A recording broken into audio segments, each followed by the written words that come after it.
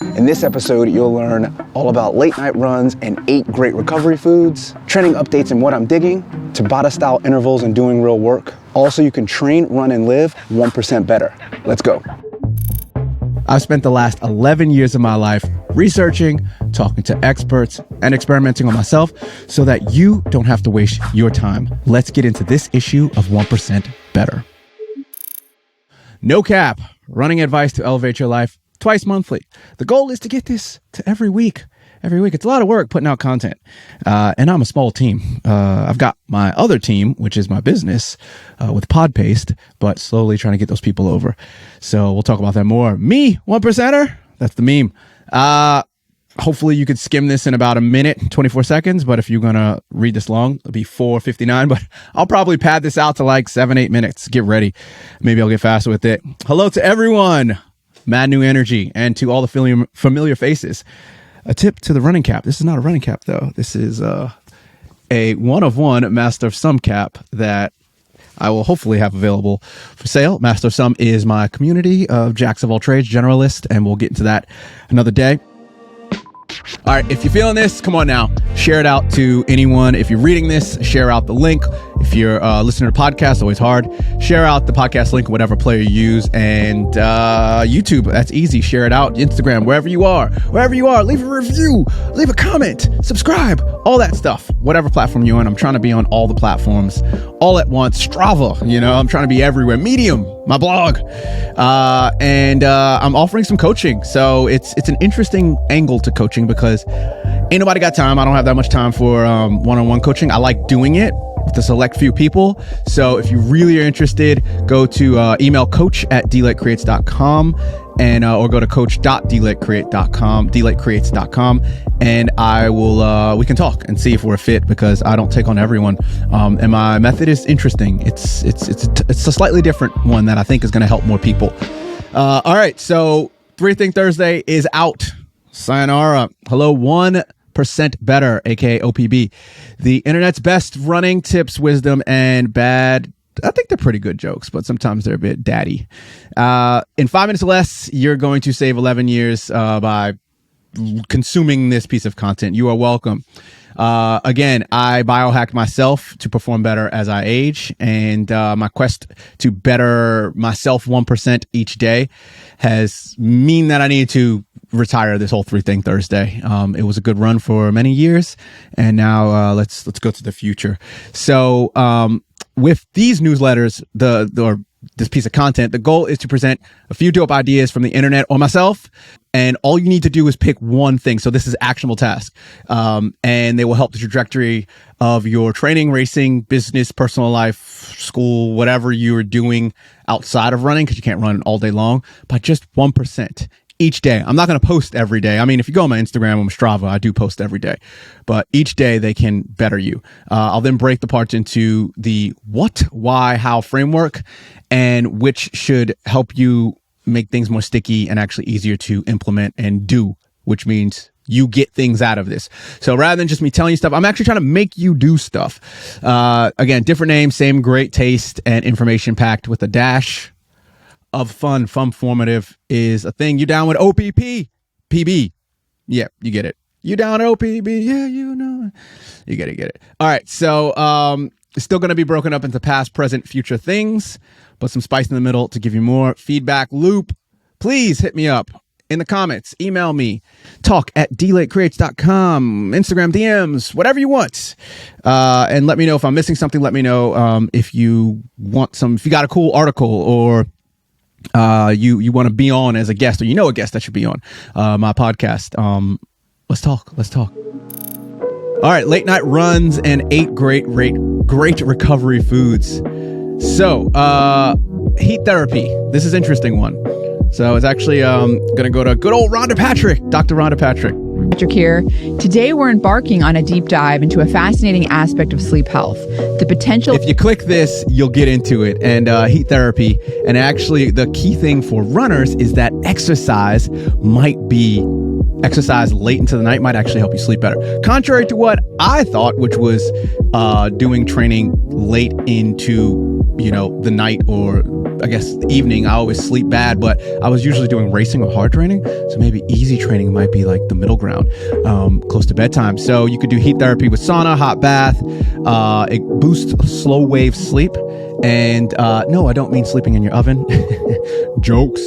Why is this important? Better sleep equals better running, because you can improve your overall health and mood, making you less likely to snap at your boss or coworker for stealing your stapler.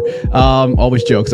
How to implement this right now: hop in the sauna if you have one close to you at night. Most people don't. Or do a hot tub soak in your bath, or even a hot shower 1 to 2 hours before sleep, or just body weight or kettlebell workout. Just make sure to cool down after. And lots of jokes in here. What I would recommend, though, is that you try this. And you try this 3 to 4 hours before sleep. You try this 2 hours before sleep, 1 hour before sleep. You try light walking. You try, gentle running, Z2 running, and then maybe see where that middle ground is. Everyone's different. So definitely check that link out. The 8 best science-backed foods for run recovery. This is a piece of content that I did with Mike Trees, and it's pretty self-explanatory. If you didn't check this out, the 8 best foods right here. Let's open up this image. Boom! Fish, protein shake, rice, potatoes, berries, salted nuts, nut butters, and seeds. Definitely check all of that out.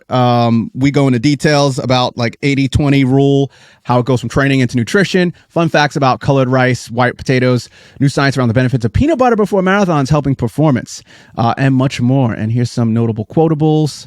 I'm big on my quotes. To perform better through life, it's not about 5 foods a day. It's about 30 different unprocessed natural whole foods. And spices count as those, by the way. So if you have random things, those do count as different foods that help your gut health. All right. Training updates and what I'm digging. So May was interesting. And I completed an unprepared 5K. It was an odd race because I knew I wasn't fit, but I just said, you know what, I'm just going to do it. And I'm not going to be perfectly prepared. I love to move races around my perfect schedule. I gave myself 2 weeks off of unstructured training after I did it to figure out what I want to do after I did the race. And I finally kind of came on keep training the way I was training for the last few years. Sorry. I was like, what are my options? Do I keep training the way I was training for the last few years and hope for the best? Do I do a bunch of Z1, Z2 heart rate aerobic base training until next year? Or do I lean into my strengths and do what I love doing, which is speed work? A little bit of a diagram, graphics of what I did in the month of May. I am 10 hours behind now. Geez, last month I was 6 hours or 8 hours. Yo, I need to get on that. 94% consistency ratio, only 2 days off. I just was not feeling. I was actually tapering for the race there. And, my 55% healthy, 45% fit. So I'm getting in the middle. Was definitely more healthy than fit, but hopefully I can get that to a nice balance. And I chose option 3. So I am going to lean in my strengths and just see what happens and do this half marathon in September, City Surf August, half marathon September, try to run a 121, let's see, and then do a 5K or 2 to end out September. And then next year, I've got a whole new plan for 2023, 2024 for how I'm going to train.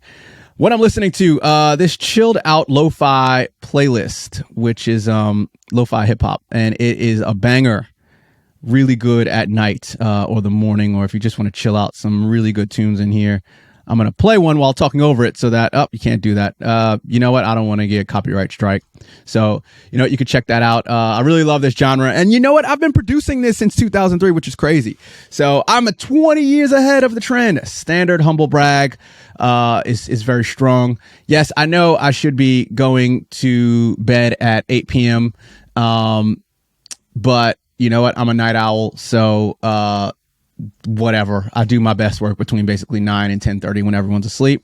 And I would stay up to 2 a.m., like I said before, and I maybe said before after this in my Your City's best served in the morning. That's another post for another day. But can't change the DNA of a person. You can only work with it. Next section, Tabata-style intervals and doing real work. So this is future stuff for you to try. So the last stuff was training updates for me. This is for the first section, again, was present stuff you can try right now. So late night running and then 8 great recovery foods. You can do them right now. And then the future stuff is like a bit more woo-woo, a bit different, might take you out of comfort zone. So physical thing for you to try, ASAP, the Tabata ladder, 40, 30, 20-second intervals. They are effort-based on your like 1 mile or a bit faster pacing. And I'd say probably between 1 mile and like 3K pace. Doing them a bit faster, you'll wear out. HIIT is not just for CrossFit and the gym goers. It's for runners, cyclists, and even swimmers. What up, triathletes? I'm a triathlete kind of some days. Not really. I used to do a lot of triathlons. I'm a runner that does triathlons, not a triathlete. So why is it important? This allows you to be at max power, VO2 max pacing zones, heart rate for longer because of the frequent breaks. When I like to do it early in the season or right before a race during the taper week, kind of keeps things snappy. What distance is it good for? I'd say anything from 400 meters to like an ultra. Like, I'm going to say that like this because it works early in the season. So it can work for a lot of different people. Pro tip. Most run and gym workouts can be used for people depending on how hard you run. So a lot of these things are very similar. You really only need to get specific 6 to 8 weeks out before a race. You know, my opinion, a couple other people's opinions and theories. How do you do it? Do this on a track or flat surface that's straight with no breaks, safe, obviously, from cars, dogs, etc. Warm up, do 20 to 30 second windups, 90% effort sprints that can ramp up every 5 to 7 seconds. That's your warm up. And then you just do 40 seconds on at between 1 mile, 3K pace, which is pretty fast, and then 20 seconds off. Pace yourself, go a bit slow and then get into it. Beginners do 4 reps, intermediates 6 reps, and advanced 8 reps. Be careful on your first time though if you're advanced. They rip you. Rest 3 minutes after that first set, then do 30 seconds on and off. 6 reps for beginners, 8 reps for advanced, and 10 reps for 10 reps for advanced, 8 for intermediate, and 6 reps for beginners. Rest 3 minutes, 20 seconds on off.